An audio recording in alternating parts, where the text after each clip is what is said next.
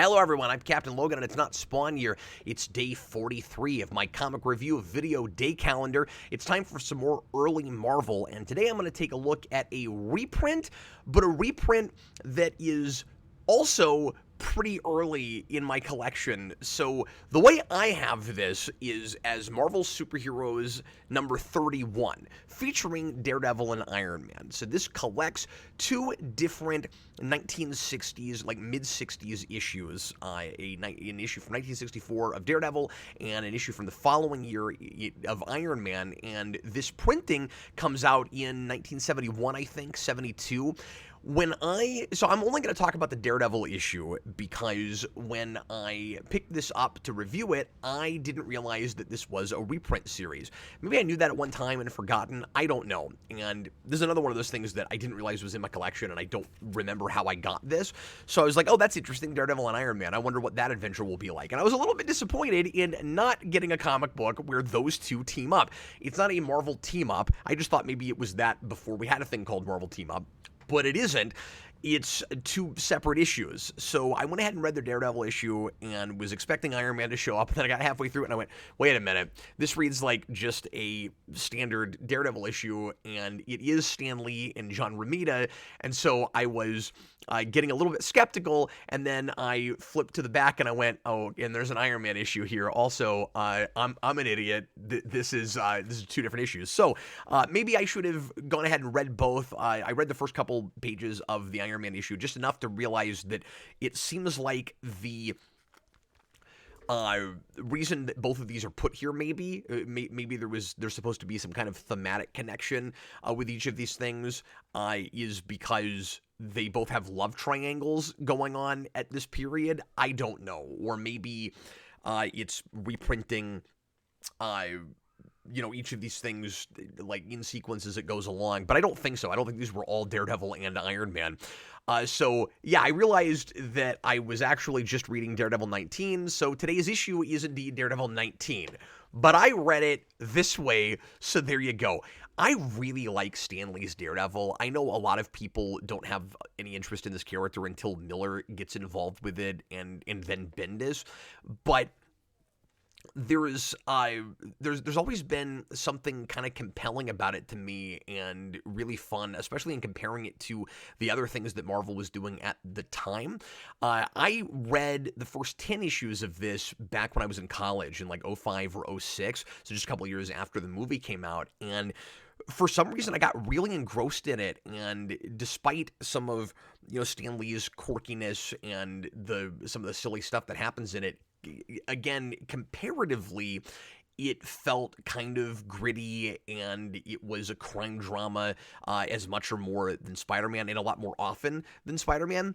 And it was really easy for me to put myself in the place and time and kind of read it like a kid back then. It felt like to me, like it really takes me back to childhood. I had a lot of nostalgia for this, even though I didn't read this as a kid. It was almost like this nostalgia of something I missed, but it was easy to put myself back in that place. And so I really like Stan Lee's Daredevil. I think some people kind of see him as a little generic, is kind of just another costume superhero at that time. Like, why read this when you can read Spider-Man? What really is the point? But I think there's a lot of merit to the concept and already something of an interesting psychology there. It's all about perception and how you would attack life, how you'd be a superhero wearing a costume if you couldn't see what was going on and you had no fear. Daredevil is literally, at this point, the man without fear. He's a guy who has the ability, because of course, his heightened senses, his superpowers, to do the same thing Spider-Man does: put on a costume, go stop bad guys, go save people, but he doesn't have to see any of the horrible things that he's dealing with. And I always thought that was really interesting. And also, he's an adult, he's lived more life, he's had a little bit more experience, and he starts from a more kind of compassionate and selfless place in the first place than Spider-Man does, because he gets his powers as a kid, because he had the upbringing that he had from his father, but lost him earlier than Peter Parker did, and so he had kind of that sense of responsibility instilled in him earlier, and he had kind of a negative. He had a good upbringing, but he had a negative example to try to be better than with some of what his father did. So it's certainly a real, and like all of that's there from the beginning. So it's certainly a different kind of perspective on a superhero, and is turning things on their head in a different way than Spider-Man did. Stan Lee was all about subverting expectations for comic book stories, pushing character envelopes, making characters real three-dimensional and flawed people that might deal with these heightened, more supernatural situations more like real people would. And of course, Daredevil was no exception to that.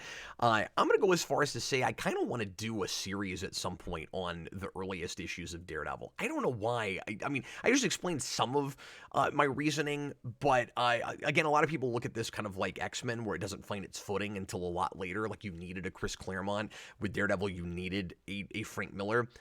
But I really enjoyed this early stuff. So anyway, this is a real simple and fun story. I think Stan Lee is working overtime to be as light and fun with this as he can. Sometimes I think he's overcompensating with stories like this, where he's afraid that, because remember, his core audience is kids, but he wants anybody to be able to pick this up and read it. And so he's writing. In my mind, Stan Lee is writing the kinds of stories he wants to read for an audience that is younger than him. So he overcompensates in narration, constantly trying to keep you interested and engaged, and he basically will say he's being self-indulgent. He does this in the Iron Man issue here too, with a couple pages I read, where he'll say, okay, I know you're not going to care that much about this part, but I need to write it for the sake of the story, and between the lines I can read, and I like this stuff. So I want to do the character drama stuff, I want to do the romance stuff. Stan Lee used to write romance comics. It's like, some of this stuff is still interesting to me because it is character drama, but I know that my target demographic just wants to read the action and might skip to that. So there will be places where he'll basically be apologizing for being self-indulgent and, writing story. So the situation that we have here, this is a carryover from the previous issue. Foggy Nelson has been pretending to be Daredevil in order to impress what's her name? Why can't I think of her name? It's Karen Page. I want to say Betty Brant. We just did a Hulk issue. It's Karen Page, of course. And he's not putting on a costume. He's just claiming he's Daredevil. So we did the issue where Karen Page finds out that Matt Murdock is Daredevil, where Matt Murdock takes off his mask and says, "I'm Daredevil," to Karen Page at the end of an issue. Here, she thinks that has already happened, where she thinks that Foggy Nelson is Daredevil, despite the fact that, not to put too fine a point on it, he doesn't have anything like the physicality, the body type to be Daredevil. You take one look at him, you're like, well, you just wouldn't look that way in that suit, and you're not athletic. How could he possibly go be Daredevil? And that point is finally raised at the end in a really amusing way, which is kind of great. But I guess the point I was going to make a minute ago is it feels a little bit like Stan Lee is sometimes worried that the crime drama stuff is going to be intense enough that he has to overcompensate. There's another way he overcompensates with just kind of light and fun language, and reminding the audience that we're supposed to be having a good time with it. And it's maybe laughable to say that now because this is not a dark comic, of course, but we do spend a lot of time reading about a couple of crime bosses that have their own interpersonal drama here with each other, and sometimes it feels like he thinks that to a kid that might be a little heavy, or that or the kid might just not be as enamored with that stuff. And so there's a little bit of overcompensating in the writing, I think. But anyway, so Daredevil in the previous issue fought the Gladiator. And he beat him, and the Gladiator went to prison, and he has broken out now, and he's gone to deal with another mob boss, costumed mob boss, who has brought together a whole bunch of other criminals, a bunch of other gangsters, in order to go bring down Daredevil and then basically try to rule the city. He has these huge ambitions. He basically wants to be like a new kingpin of crime. And he is kind of hilarious. He's the masked marauder, and he's just this self-proclaimed genius who thinks that he's better than everyone, and he's well, and I said that Gladiator went to him. Actually, he sends some thugs to go get the Gladiator off the street and bring him to become the masked marauder's second in command. And he again, he touts himself up as the smartest man in the room, the cleverest. He's going to take over everything because we know now what Daredevil's secret identity is. It gets in the headlines. Everybody believes that Foggy Nelson is Daredevil. Nobody questions it until the very end when we find out we know already, but when Masked Marauder finds out that it's not true, and he says, and it's really funny because this is in Thought Balloons. He goes, I thought he seemed a little flabby. And it was kind of odd that he could be Daredevil, but I just believed it. It was in the newspapers. It's almost like you believe anything that's in the newspaper is like, but I didn't question it because it was just fact. It was in the newspaper. I think that's really funny. So he's got these huge, crazy, grand ambitions, and the Gladiator's not having it at all. This is actually my favorite thing in the issue, I think, where Stan Lee is, again, subverting expectations, taking a really typical situation that you would see in Golden Age comics, maybe, and flipping it and going, instead of what you'd usually see with this, where you have a supervillain team, like begrudging team up, an uneasy alliance, where one guy is playing up his strength, his brawn, his power, and he goes, I have my proverbial gun on you. You're gonna do whatever I want to. I've strong-armed you. Kind of like Joker taking over the gangs in Dark Knight. I'm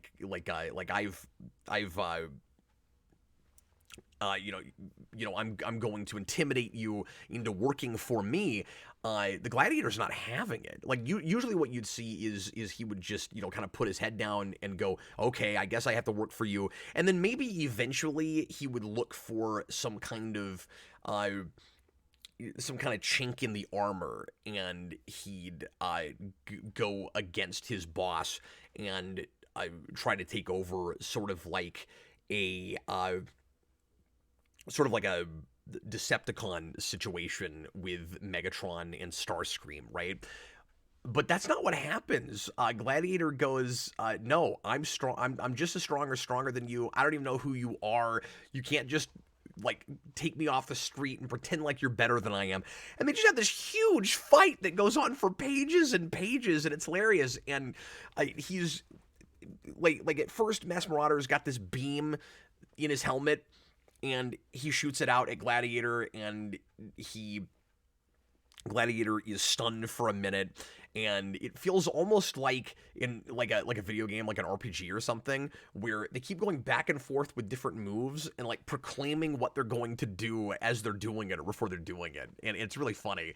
And Gladiator's like, well, it's not like that's the only thing that I have at my disposal, and so then he does some other move, and they just keep going back and forth, and then by the end, when they find out that so Daredevil takes down some gangsters that have gone after him, sent by Masked Marauder, and then it's finally revealed to the public that Foggy Nelson is indeed not Daredevil. So finally, you get that full-on uneasy alliance at the end, where Gladiator and Masked Marauder go, well, I guess if we can't, if one of us, like they're at a stalemate, if one of us can't make the other one work for me, and since we don't know who Daredevil is anyway now, I guess we're stronger together than apart. So they decide to work together, and they have like the typical run pose together at the bottom of this issue. But of course, they're both thinking,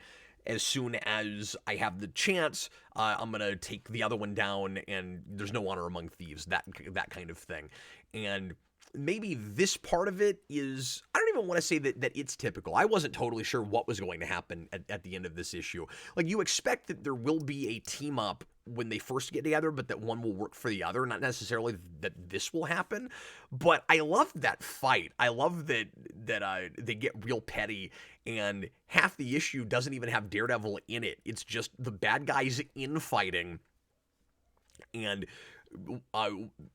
each of them trying to take control until finally we don't even know what we thought we knew anyway. I guess we're back to ground one. So maybe at some point I'll try to review these and get past this and find out how that shakes out and how long those two managed to even work together. But I thought that whole thing was really funny. Romita's action is always great, and that's maybe one of the things I really enjoy about Silver Age Daredevil is just the action is always good, and it's always entertaining, and Daredevil moves a little differently than Spider-Man does, and of course he's got his Billy Club. He's not really using it much here, but the other thing that happens at the end is Foggy is afraid that Karen Page is going to think that he's an idiot, or that he is kind of pathetic for pretending to be Daredevil, and that's not her reaction at all, and he realizes that he actually still has a chance with her. And it's maybe a little bit too easy that she's charmed by this instead of thinking that he's ridiculous for putting himself in that kind of danger. Matt Murdock thinks that he's kind of crazy for doing it, where he's like, you want to be with Karen Page so bad that you're like sicking my enemies on you, basically. And it's a real fun dramatic situation between them, of course, because Foggy doesn't actually know that Matt Murdock is Daredevil yet, so he's unwittingly not only sicking Daredevil's enemies on himself, but it's actually the enemies of his best friend. So his best friend, without him realizing it, has to bail him out of the situation. So that's a lot of fun. And then they've still got their love triangle where Matt can't really tell which direction Karen is swinging, like whether she wants to be with Foggy or wants to be with him. And all of that is maybe a little bit typical, but that's the kind of relationship drama you kind of expect from this sort of thing.